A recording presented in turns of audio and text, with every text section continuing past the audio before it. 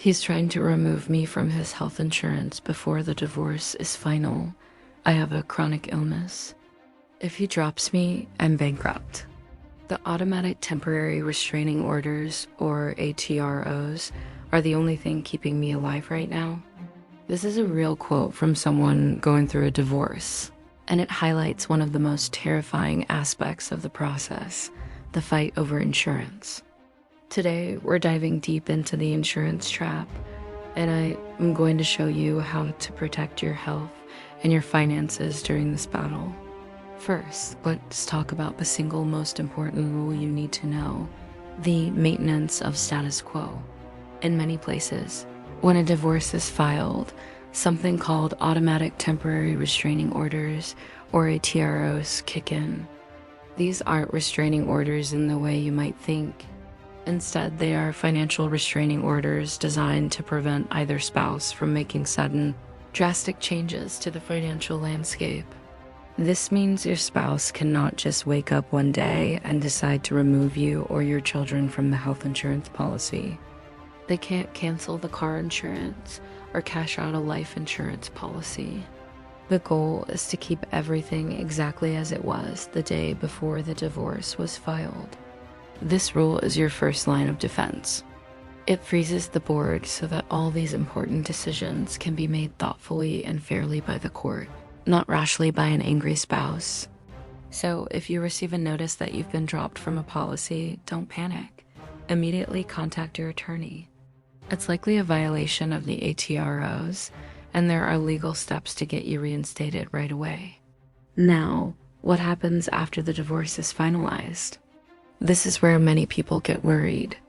Once you're no longer married, you generally can't stay on your ex-spouse's employer-sponsored health plan. So, what are your options? The two main paths are COBRA and private insurance.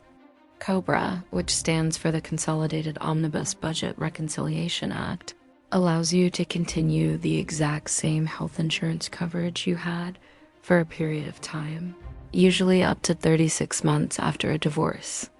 The major catch: you have to pay the entire premium yourself plus a small administrative fee. And let me tell you, it can be shockingly expensive because you're no longer getting the employer's contribution. This is why it is crucial to compare COBRA with plans on the private market or through the Affordable Care Act marketplace. Depending on your income after the divorce, you might qualify for significant subsidies that make a private plan much more affordable than COBRA. Your divorce attorney should be calculating these potential costs as part of your settlement negotiations. For example, if you need to pay $2,000 a month for COBRA, that's a huge expense that needs to be factored into your request for spousal support. Don't just assume you'll figure it out later. Get the quotes, do the math, and make it part of the legal discussion. Your health is not a bargaining chip. Let's shift gears to another critical type of insurance, life insurance. This might sound morbid, but in a divorce, it's all about financial security.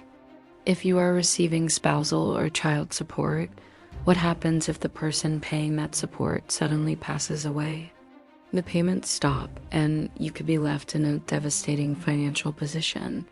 This is where life insurance comes in. Often, a divorce decree will require the paying spouse to maintain a life insurance policy with the receiving spouse and/or children named as the beneficiaries. This isn't a windfall, it's a safety net. It's designed to replace that future stream of support payments that you were counting on. The amount of the policy is usually calculated to cover the total amount of support that would be owed over the required period. For example, if someone is ordered to pay $2,000 a month in spousal support for 10 years, that's $240,000. A life insurance policy for at least that amount would be appropriate. And who pays for it? This is also a point of negotiation. Sometimes the paying spouse covers the cost, and other times it's shared or factored into the overall support amount.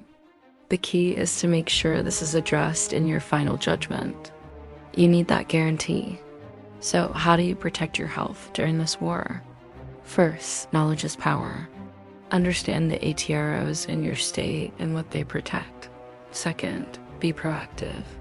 As soon as divorce is on the table, start researching your future health insurance options.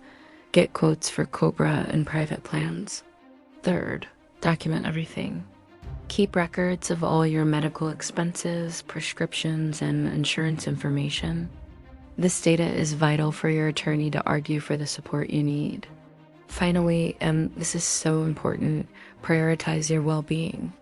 The stress of divorce is immense, and it can take a serious toll on your health, especially if you have a chronic condition. Don't be afraid to lean on your support system, friends, family, and mental health professionals.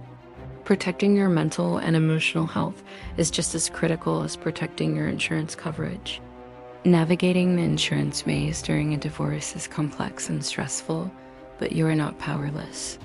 By understanding the rules, exploring your options, and advocating for your needs, you can ensure your health and financial security are protected.